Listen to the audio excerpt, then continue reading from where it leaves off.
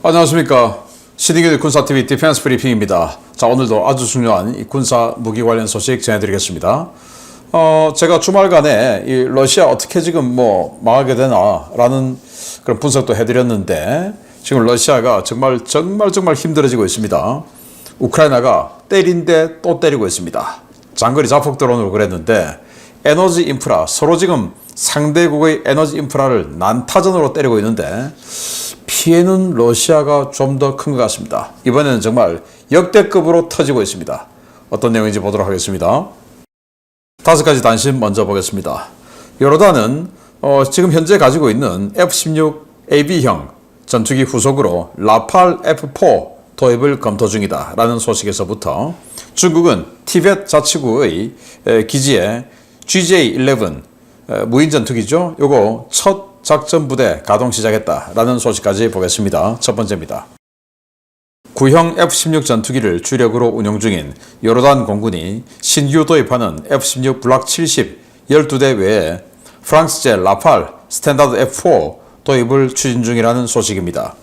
프랑스 측이 강력하게 제안하고 나선 것으로 알려졌는데, 과연 요르단이 F-16 추가 도입 대신 라팔이라는 카드를 선택할지 지켜봐야겠습니다.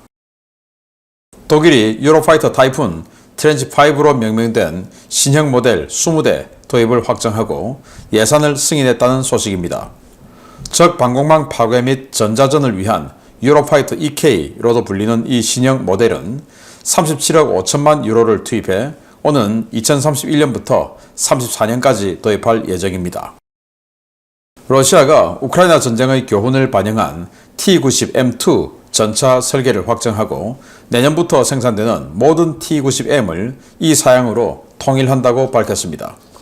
T-90M2는 고장이 많고 후진 성능이 엉망이라는 평가를 받았던 변속기를 교체하고 사격 통제 장치와 내부 디스플레이 현대화, 아레나-M 능동 방어 장치가 기본으로 제공된 모델인데, 극심한 전자부품 부족에 시달리고 있는 러시아가 과연 이런 전차를 얼마나 생산할 수 있을지 지켜봐야겠습니다.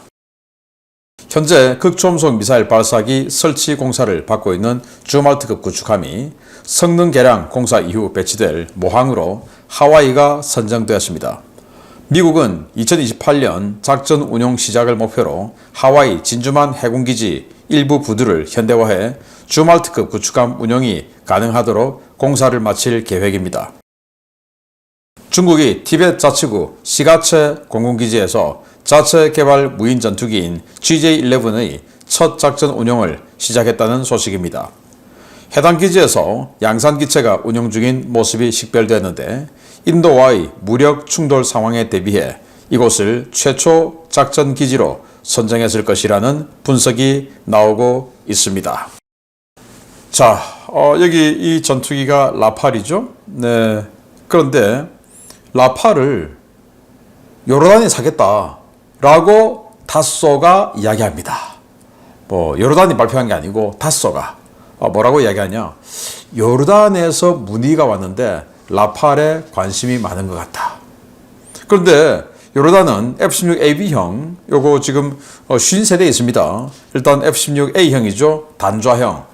요게 38대, 복좌형 15대. 이렇게 해서 50세대 있는데, 이제 AB형이니까 당연히 노후됐죠. 그래서 이제 차세대 전투기로 역시 F-16 블락 70 A4 레이더 버전 4.5세대죠. 이걸 12대를 일단 도입 계획을 해서 지금 작업 중입니다. 그런데 그러면 당연히 1대1로 교체를 하든지 아니면 36대 이런 식으로 하든지 12대는 당연히 초도분일 테고, 쭉 F-16을 써왔는데 갑자기 라팔을 한다? 다소 이야기는 F-16이 항속거리도 짧고 하니까 요르단에서 라팔을 관심 있어 한다 라는 건데, 관심은 관심이고 또 현실은 현실이고, 그래서 요르단은 완전히 친미국가죠. 그런데 미국의 전투기를 안 사고 갑자기 방향을 틀어서 프랑스 전투기를 산다? 네. 그리고 지금 F-16 계속 운용하는데 거기다 라팔 갑자기 끼워 넣는다? 이러면 이게 후속 군수 지원, 운용 유지비가 급상승하게 되죠.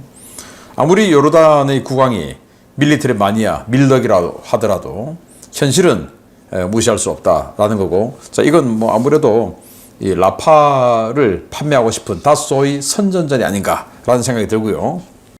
자, 이게 모급인데요. 유로파이터 타이푼의 트렌치 5 기종이에요. 트렌치 4까지 있죠. 이 트렌치 4. 이걸 이제 독일에서는 트렌치 4라고 부르고 영국에서는 트렌치 3A라고 부르는 버전인데 이제 멀티롤 스윙롤이라고 하죠. 유로파이터에서는. 그런데 트렌치 5 이건 뭐냐? 전자전 성능이 가미되었다라는 거예요. 그라울러처럼. 도대체 정말 그라울러 같은 성능이 나올지 모르겠는데 아무튼 그라울러 같은 전자전 능력이 포함되었다. 그래서 독일이 냉전시대 때부터 전자전기 운영했죠. 바로 토네이도 ECR 전자전기 운영했는데 그 토네이도 ECR의 후속으로 이 유로파이터 타이푼 트렌치 5를 전자전기로 쓴다라는 건데 가격이 정말 대당 3,114억 원. 네, 구남한척 가격이죠. 왜냐? 다른 데 아무 데도 안 쓰고 독일만 이거 사니까 당연히 가격이 비쌀 수밖에 없겠죠. 20대를 산다고 하는데 20대만 딱 생산되는 거니까 가격이 당연히 비싸겠죠. 네, 정말 그라울러 같은 전자전 성능이 나올지 지켜봐야 되겠습니다. 자, 이거 T90입니다. T90이 변속기 성능이 안 좋아가지고 후진기어를 넣으면 뒤로 빽 하다가 미션이 터져버린대요. 네, 그러면 완전 차 그냥 서버리는 거죠. 변속기 깨지면. 그래서 그 변속기를 신형으로 교체하고 그리고 내부 사격 통제 장치를 이 디스플레이 이 방식으로 교체하고 그리고 지금 능동 방어 장치 아레나가 있는데 그걸 아레나 M 또 더 개량된 거로 교체하고 자 이렇게 해서 T90 M2 M의 또 새로운 버전에 대해서 M2라고 해서 내년부터 이거 대량 생산한다라는 거고 기존에 있는 T90M도 이렇게 업그레이드를 할 계획이다라고 하는데 계획은 계획이고 현실은 현실이죠. 그런 식으로 많은 전자장비가 들어가야 되는 이런 상황에 지금 뭐 반도체다 전부 다 수입 통제되고 있는데 되겠냐? 라는 거죠. 저는 상당히 어렵지 않나. 전쟁이 끝나기 전까지는 이라고 생각을 합니다. 네, 주말트 2000년대 초반에 정말 뭐 대단했죠. 이 주말트 전위적으로 생겼고 그래서 완전 신비의 환상의 구축함이었어요. 스텔스니까 종합배보다 더 작게 보인다 해서 스텔스로 들어가서 여기에 있는 이 AGS 한 포로 그냥 한 포로 때려버린다. 비싼 미사일 쏠 필요 뭐 있냐? 미사일은 요격당할 수 있지만 포는 요격도 안 당해. 자 이러면서 그런 컨셉으로 만들었는데 그 컨셉은 지금 뭐 이 포는 완전히 뭐 망했고 그래서 이거 어떡하냐 해서 주말트가 이 포탑 이거 떼내고 못 쓴다 이거 다 떼내고 여기다가 수직 발사기 집어넣어서 수직 발사기를 극초음속 미사일 쏘는 거 다 그 몸체에다가 이제 이식한 거죠. 극초음속 미사일. 사거리가 무려 2,000km. 그리고 속도는 무려 마 17. 이거야말로 아무도 못 막는 거. 그거 12셀 12발. 이거 한 포 대신. 그래서 엄청난 타격 능력을 가지고 그리고 여기 사이드에 수직 발사기 있죠? 네. 마크 57. 마크 45가 아니고 마크 57.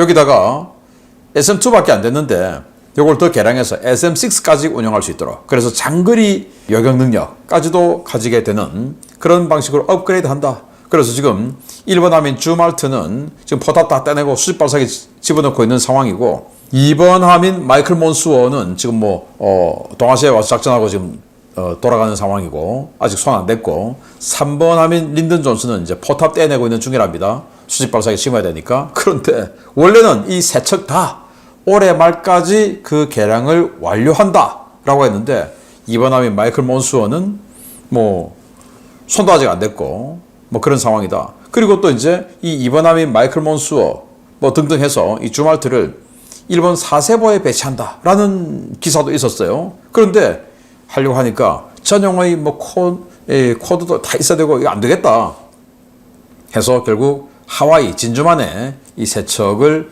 다 운영할 수 있는 그런 전용의 기지를 따로 지어서 진주만으로 하겠다라고 결정을 했다고 합니다. 아무튼 뭐 정말 컨셉은 2000년대 초반에 대단했지만 지금에 와서는 폭망해버린 그런 군함이고 15년 전 가격이 무려 4조 5천억 원이었어요. 지금 물가로 따지면 아마 한 7조 원, 8조 원 정도 되지 않을까라는 생각이 드는데 이렇게 비싼 군함 세 척 만들고 말았는데 네, 잘 말았습니다. 네, 스톱 할 때 과감하게 스톱해야죠. 자, 여기 있는 이 하얀색, 이게 이제 GJ11, 공지11이라는 무인 전투기입니다. 여기는 요거는 중국판 리퍼라고 부르는 CH6 무인 전투기 정찰기고, 자, 여기 이제 티벳에 있어요. 티벳. 그러면 아니 이게 그렇게 좋다고 하는데 왜 남중국해 배치 안 하냐? 남중국해 배치하면 미국의 전자전에 걸려서 엉뚱한 대로 추락할까봐 겁나는 거지. 근데 인도는 전자전 그렇게 못하니까 인도하고나 한번 해보려고 거기다 배치한 거지. 자, 이렇게 많은 사람들이 비아냥거리고 있는 그런 상황이다. 하필 왜 TV에서 배치했냐? 인도. 요즘 또 인도하고 중국하고 사이 좀 괜찮아지고 있는데 미국과의 관세 전쟁 때문에 그건 그거고 군사 안보는 군사 안보죠. 그래서 인도와 이렇게 전쟁에 대비해서 전력을, 무인 전투기 전력을 TV에서 집중적으로 배치하고 있는 중국입니다. 자, 중요 소식 보겠습니다. 장거리 자폭 드론을 대량으로 투입한 우크라이나의 에너지 인프라 파상 공세 때문에 러시아의 시름이 점점 깊어지고 있습니다. 크림반도 전역에 에너지를 공급하는 크림반도 최대 석유 저장 시설이 지난주 공습으로 불타고 있는 가운데 우크라이나가 이 시설의 숨통을 아예 끊어버렸습니다. 우크라이나군이 크림반도 남동부 페오도시아에 있는 대규모 석유 저장 시설에 대한 추가 드론 공격을 감행했으며 이로 인해 시설 전체가 완전히 불바다가 되었다고 현지 오신트 소식통들이 10월 13일 리포트했습니다. 이번 공습은 10월 10일 야간에서 10월 13일 새벽 사이에 진행됐는데요. 공습에는 FP-1으로 추정되는 다수의 장거리 자폭 드론이 동원돼 시설을 연쇄 타격한 것으로 전해졌습니다. 지난해부터 우크라이나군의 지속적인 공격 대상이 되었던 페오도시아 석유 저장 시설은 34개의 대형 연료 탱크를 가지고 있는 크림반도 최대의 석유 저장 시설인데요. 지난 10월 6일 공습 때 12개가 폭발했고 이 과정에서 거대한 버섯구름이 발생한 바 있습니다. 러시아는 당시 공습으로 발생한 피해를 일체 비밀에 붙인 채 화재 진화에 총력을 다했지만 일주일째 불을 끄지 못했는데요. 아직 화재 진화가 진행 중인 이 페오도시아 석유 저장 시설에 현지 시각 10월 12일 심야에 여러 대의 자폭 드론이 추가로 날아들었습니다. 러시아 방공부대의 대공 화망을 뚫고 들어온 자폭 드론들은 이 석유 저장 시설을 연이어 타격했고 불은 시설 전체로 확산됐는데요. 러시아가 지난 공습으로 화재가 발생했음에도 불구하고 나머지 연료 탱크에서 기름을 빼지 않은 탓에 피해는 걷잡을 수 없이 커졌습니다. 이번 공습으로 러시아 크림반도 지역의 유류 수급이 마비되고 크림반도를 통해 연료를 공급받는 헤르손과 자포리자 방면 러시아군도 심각한 유류난을 겪을 것으로 보이는데요. 그야말로 난타를 당하고 있는 크림반도 지역의 겨울은 다른 해보다 더 혹독할 것 같습니다. 네, 정말 대단한데요. 일단 동영상 보시면요. 네, 짧은 동영상 어마어마하죠. 네, 완전히 그냥 꽝꽝꽝꽝 터지고 있는 상황인데 지난번에 때렸어요. 지난번에. 그러니까 10월 6일 날 때렸어요. 그래서 34개의 연료 저장 탱크 큰 거 있죠.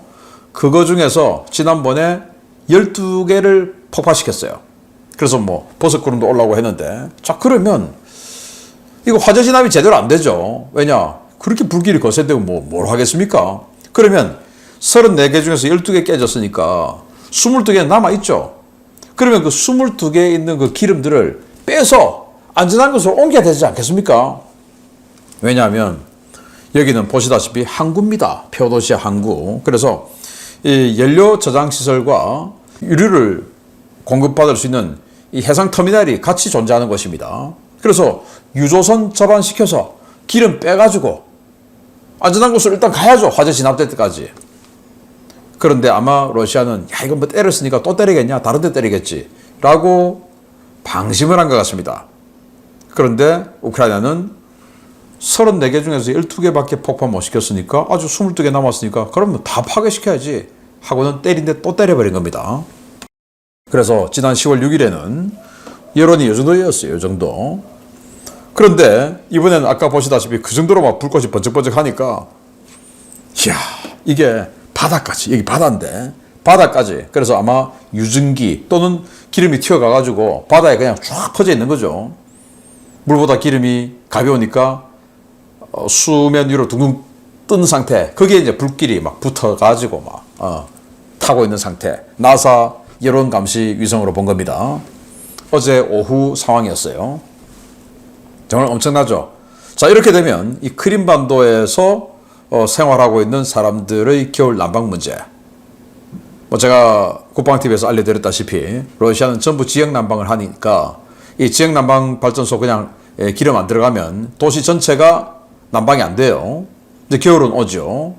그런데 이렇게 지역 난방 안 되게끔 유료 완전 박살났죠. 그리고 이 크림반도에서 보급되는 헤르손 전선, 자포리자 전선의 러시아군 부대들의 어떤 여러 가지 유류 수급 문제.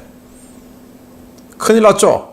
자, 그래서 점점점 힘들어지고 있는 러시아다. 러시아가 올 초에 미국의 트럼프 대통령과 우크라이나의 젤렌스키 대통령의 사이가 갑자기 틀어져 가지고 그때 한때 반짝해 가지고 올 상반기에 러시아가 깃발 좀 올렸는데 트럼프 대통령이 다시 러시아를 내려앉혀야 되겠다라고 결심한 이후에 지금 완전히 그냥 러시아가 박살나고 있는 상황이다라는 거고, 또 일설에는 이런 에너지 인프라 타격 작전을 보도가 나왔어요. 파이낸셜 타임스에서 보도가 나왔는데 미국의 CIA가 작전 지휘 통제하고 있다라는 겁니다. CIA가 자기네들이 딱 보고 여기 때려 들어가는 경로는 이런 식으로 해 하고 다 가르쳐주고 지휘 딱 하고 우크라이나는 시킨 대로만 딱 하니까 이렇게 엄청난 전과가 계속 나오고 있는 것이다 라는 거죠. 네, 러시아 점점 힘들어지고 있습니다. 계속 알려드리겠습니다. 마치겠습니다. 감사합니다.